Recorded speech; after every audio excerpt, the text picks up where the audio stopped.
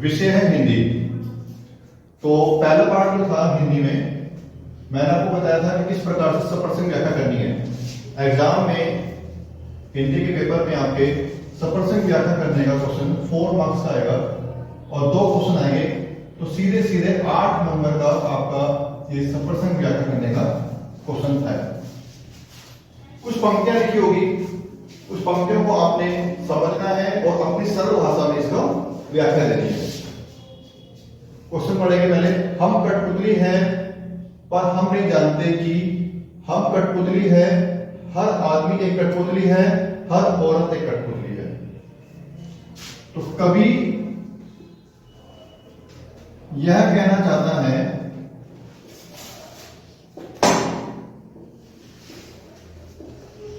कि कठपुतली मतलब पराधीन होना। कठपुतली मतलब पराधीन होना। जिस प्रकार से कठपुतली बिना सोचे समझे, क्योंकि कठपुतली होती है जिसमें जान नहीं होती, तो क्या करती है वो, जैसा उसका मालिक उसको हिलाता है, जैसा उसका मालिक को लेफ्ट राइट करता है, वो उस प्रकार से कठपुतली भी हिलती डुलती रहती है।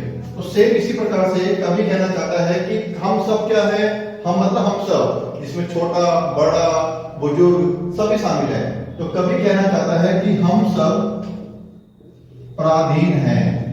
कवि के भाव है ये, क्या ना, हम जो लिख रहे हैं हमारे भाव नहीं है, ये कवि के भाव है। तो कवि की जो पंक्ति है उसको आपने क्या करना है, सरल भाषा में लिखना है। तो कवि ये कहना चाहता है कि हम सब पराधीन हैं। तो आपको इन 4 या 5 पंक्तियों में एक सब्जेक्ट ढूंढना है, उस सब्जेक्ट को आपने प्रसंग में लिखना है। तो प्रसंग का लिखा आपने, कवि यह कहना चाहता है कि हम सब पराधीन हैं। अब व्याख्या करनी है। अब व्याख्या आपने एक एक लाइन पढ़ के जितना आपको समझ में आता है, जितना आपका भाव लगाते हैं, वो आपको यहां पर लिखना होगा। जैसे कवि कहना चाहता है, कवि कहना चाहता है कि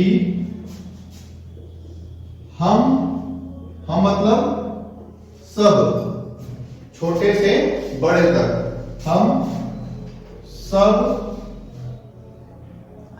पराधीन हैं। हम सब पराधीन हैं एक कठपुतली की तरह। किससे कंपेयरिंग हो रही है? मनुष्य की, व्यक्ति कंपेयरिंग किससे हो रही है? कठपुतली से। पराधीन है एक कठपुतली की तरह। कठपुतली की तरह हम सब पराधीन हैं। जिस प्रकार से एक कठपुतली जो होती है अपने मालिक के इशारे पर दाएं बाएं ऊपर नीचे हिलती है, उसी प्रकार से मनुष्य भी क्या करता है, किसी अन्य व्यक्ति के इशारे पर कार्य करता है। जिस प्रकार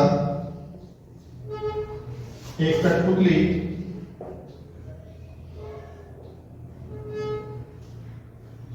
अपने मालिक के अनुसार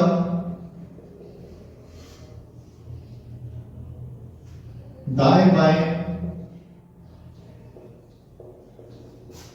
होती है, उसी प्रकार पराधीन मनुष्य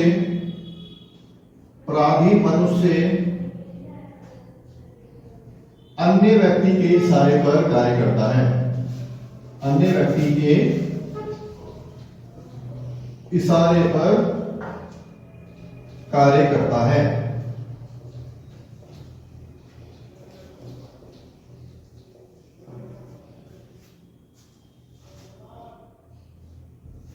आगे भी कवि यह कहना चाहता है।